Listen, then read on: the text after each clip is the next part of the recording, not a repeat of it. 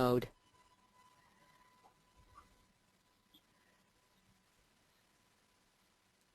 Great morning, sales teams, and welcome to YOSM. My name's Emma Monroe, and I'm the creator of your online sales manager. I just thought I'd take a few of you that we've got a few new people on today, so I thought I'd go through a little bit of technical stuff for you. If at any time you have questions during a sales meeting, there is a little button with a little hand sign on it. You can put your virtual hand up if you press that button, and at an appropriate time I will unmute you and make sure you have good sound, and then you'll be able to speak with Anoop yourself. If you just have questions that you would like to type in, there is a chat box, so please feel free to type any questions in, and again, when it's appropriate, I will ask Anoop to answer your questions. Now, I would like to introduce Anoop, our sales manager for Australia. He's got a fantastic sales meeting lined up, so hope you've printed out your worksheet beforehand and you've got some paper and pen to take lots of notes. So I'll hand it over to Anoop. Thanks, Emma. Good morning, everyone. I'm presenting today's topic, as I am every week, but this one's a game changer. It's something that today we're going to be talking about that is not only going to give you a couple of millimeters of advantage, it's going to give you a whole lot of advantage over every single competitor, and it's got nothing to do with your product. It's a really exciting concept that I was privileged to understand a number of years ago, and I've refined it many times over. And I don't talk about this from an egotistical point of view of what I've done. This is nothing new. It was just the way it was presented to me and what I really took on from it. And I'm really honored to present it to you guys. Now, some of you guys may go, I sort of do this. Some of you guys may say, well, I don't know what the hell this is. Some of you may even say, well, yeah, I do it, what do I do with it? So we're going to cover a lot of that today on what a scorecard is and how do you get an effective benefit out of a scorecard. And it's sort of a bit ironic and timely that the Olympics have just finished as well, and what they can teach us as far as salespeople are concerned. So, you know, it's going to be a really interesting session today. So you really want to be asking a lot of questions if you can, and if you want to, like Emma said, please do. I'm more than happy to be challenged. And more importantly, take a lot of notes. This is a real game changer, I'll tell you that now.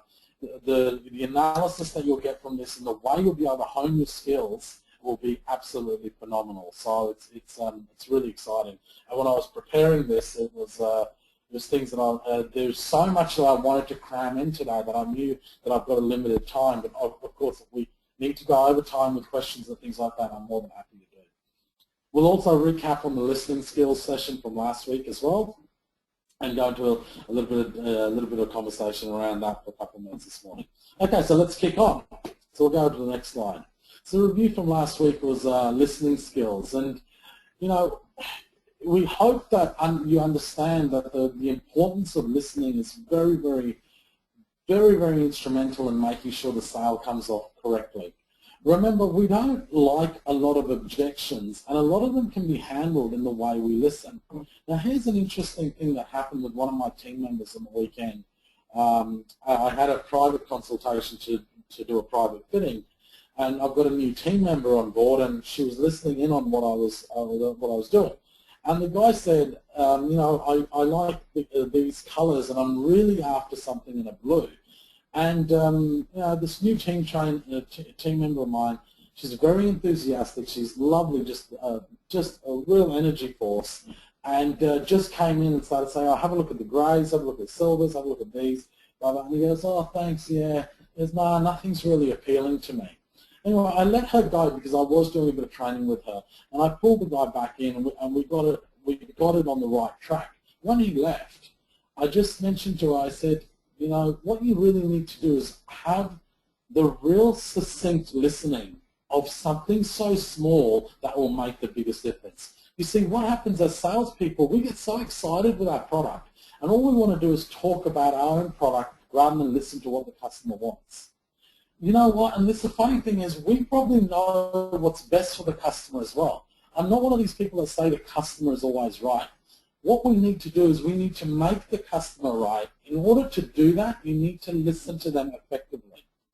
So when he said, I'm looking for something blue, Now, we may even say that the blue product isn't the right one for them. We may even think to ourselves, that's not the way you should do this. What we should never do is give our opinion on something else rather than telling them and showing them a blue option and then guiding them down another path. And that was the coaching I gave my team member. I said, in order to win sales and in order to make great friends, build great rapport, do not argue with a person's choice. Show them their choice that they're after and then slowly present your choice as well and say, alternatively, we also have this that we feel may work. What do you think? And when you ask that question, what do you think, you listen to what they've said, and more importantly, what they're going to say back is go, you know what, I never thought of that alternative. You know, maybe I'll give it a go. Now it starts to become your idea, not your idea. See, we're too busy trying to push our idea on somebody rather than getting them to make it their own idea. That's where listening comes in very effectively. So remember, from last week, you know, we spoke about listening skills and what to do, what not to do, how to listen effectively, and how to listen with empathy. They're very, very important things. You know, everything starts to mold into one to another when we go to the little things that make the big difference at the end.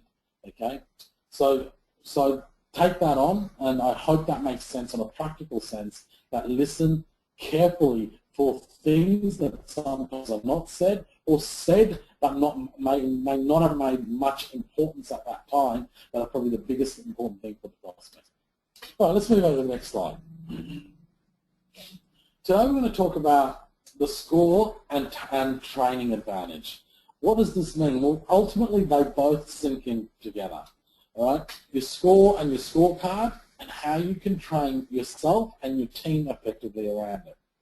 Okay, when I was back in my pharmaceutical days, and even probably in my earlier days of selling, something I always wanted to do was also always make sure that what I had was very important for me to make sure I was keep on reviewing, revising, and correcting what was going on for me. And I would look at things of why did I lose a sale, you know, rather than saying why did they not buy.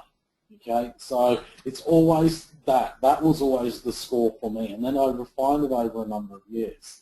Now, some great salespeople, actually I'd say most great salespeople who sit in the top 10% of their game do this regularly.